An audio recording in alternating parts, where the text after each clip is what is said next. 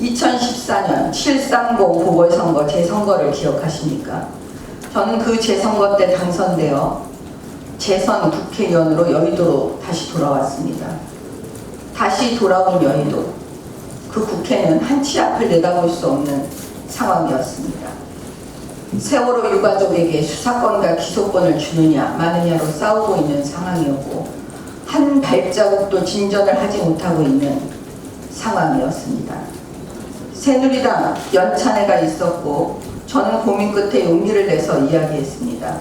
수사권과 기소권을 일정한 자격 있는 자에게 한정해서 세월호 유가족에게 주자고 했었습니다. 제가 유일하게 이런 주장을 했기에 모든 언론에서 제 이야기를 보도했었고, 당내에서는 엄청난 비난과 힘들고 어려운 시간을 보냈었습니다. 그 당시 제 입장은 이런 것이었습니다. 세월호를, 아이들의 죽음을 정치적으로 이용하는 것에 대하여 그 누구라도 그러면 안 된다고 생각했기 때문에 차라리 그렇게라도 하는 것이 낫지 않을까 판단했기 때문입니다. 제 어머니는 제 밑에 동생을 낳다가 피를 많이 흘리면서 이 세상을 떠났습니다. 사랑하는 가족에게 마지막 작별 인사도 하지 못한 채 그렇게 떠나갔습니다. 죽음에 대한 제 생각은, 누구든 그것을 이용하면 안 된다는 제 생각은 그렇게 확고한 신념이 되어버렸습니다. 저는 문재인 대통령이 이순신 장군을 언급했을 때 외교 문제를 해결하려는 생각이 없는 것처럼 받아들였습니다. 반일 감정을 정치에 이용하려는 의도를 가지고 있다는 생각과 함께 내년 총선의 전략으로 가려고 하는 거구나 생각했습니다. 이에 대하여 국민들은 어떻게 생각하고 계신지 궁금해졌습니다. 그래서 네티즌의 댓글을 살펴보기 시작했던 것입니다. 일부 민주당 의원은 의병을 일으킨다는 한심한 발언도 하지 않았습니까? 여러 가지 의견들이 있었습니다. 주로 임진왜란 당시 왜란을 불러온 무능한 선조에 문재인 대통령을 비유하는 의견이 많았습니다. 그런데 한 걸음 더 나가 눈에 띄는 댓글을 발견하고 무릎을 쳤습니다. 세월호를 정치적으로 이용한 것을 빗대어 외교 문제를 또 국내 정치에 또다시 이용하려는 것을 알아채고 그것을 비판한 댓글이었습니다. 그 댓글은 세월호 한 척으로 이긴 문재인 대통령이 배 12척으로 이긴 이순신 장군보다 낫다는 반어적인 표현이었습니다. 이미 문재인 대통령의 의도를 꿰뚫어보고 있는 사람이 있었구나. 반일 감정과 외교 바탕을 국내 정치에 이용하려는 의도를 정확하게 인식하고 있구나. 그 면에서 놀랐던 건 사실입니다. 결론적으로 문재인 대통령이 가져온 외교적 파탄은 문재인 대통령이, 아베가 가져온 외교적 파탄은 아베가 해결하여야 한다는 의견을 월요일 최고위에서 발표했던 것입니다. 그런데 그 회의가 끝나고 기자 여러분으로부터 전화를 받았습니다. 어떤 기자분은 저에게 그 말을 취소하라고 했습니다. 경론 끝에 자신의 말을 취소하겠다고 하더군요. 일부 언론에서 막말이라며 공격하기 시작했습니다. 그런데 어떤 부분이 막말인지에 대해서는 제대로 명시해주는 기사는 없었습니다. 세월호라는 단어가 들어가기만 하면 막말입니까? 도대체 무슨 내용이 막말입니까? 또 어느 기자분은 제가 세월호를 정치에 이용했다고 막말이라고 하더군요. 문재인 정권이, 민주당이 세월호를 정치에 이용한 것을 풍자하여 말한 그 네티즌의 댓글은 결국은 세월호를 정치에 이용하지 말라는 거 아니겠습니까? 저 또한 세월호를 더 이상 정치에 이용하지 말라고 하는 것입니다.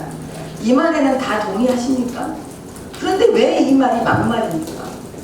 자유한국당이 쓴소리를 하면 뭐든지 막말입니까? 청와대와 민주당이 듣기 싫은 비판은 모두 막말이라고 치부해버리기로 작정하십니까? 족쇄를 채우려고 하고 있습니까? 그러면 우리 입장에서 희생당한 아이들에게 고맙다고 한 문재인 대통령의 표현은 과연 무엇입니까? 그리고 지난 월요일 그 긴 발표 내용 중에 자극적인 표현만 따와서 제가 이야기한 정부와 여당에 대한 비판 부분은 국민에게 전하지 않고 마치 세월호와 관련하여 막말한 것처럼 만들어버린 일부 언론도 언론의 자유의 한계를 벗어났다고 봅니다. 진짜 막말의 예를 들어보겠습니다. 민주당의 표창원 의원은 여자였던 박근혜 대통령의 얼굴을 누드화에 합성한 미술가라는 인간과 함께 국회의 일을 전시해 놓았습니다. 이것이야말로 막말 이상의 행동입니다. 그런데 표창원 의원은 뭐라고 했습니까? 표현의 자유라고 했습니까? 또한 이 표창원 의원은 몇 년 전 경북 성주에서 열린 사드 배치 반대 촛불 집회에 참석해서 노란색 탬버린을 흔들고 주홍색 가발을 머리에 쓰고 춤을 추며 사드 괴담송을 불렀습니다. 강력한 사드 전자파 밑에서 몸이 찢어질 것 같아. 전자파에 튀겨질 것 같다. 가짜뉴스 만들고 허위사실 유포한 의원입니다. 아직도 저는 그 기억이 생생합니다. 이런 사람 국회의원 자격이 있습니까? 과연 자유한국당 국회의원이 문재인 대통령 사진을 표창원 의원이 한 것처럼 그대로 누드화에 합성시켜놓고 전시하면 그것에 대하여 언론과 민주당은 어떻게 반응할까요? 궁금합니다. 여자인 대통령 사진을 누드화에 합성시켜 전시하도록 기여한 표창원 국회의원은 국회의원의 자격이 없는 사람입니다. 민주당에서는 이 사람을 제명하지도 않고 있습니다. 이 사람은 지금도 버젓이 방송에 나가서 궤변을 늘어놓게 하고 있습니다. 이번에도 이 표창원 의원은 SNS에 늘어놓고 있습니다. 공적인 일을 해서는 안 돼. 국가와 국민이 하는 마음, 공적인 마인드가 없는 사람들. 한국당은 오직 권력욕과 소화적 감정풀이, 평가름 선동과 공격에만 매달린 집단. 이제 그만 해체하고 해산하기 바란다.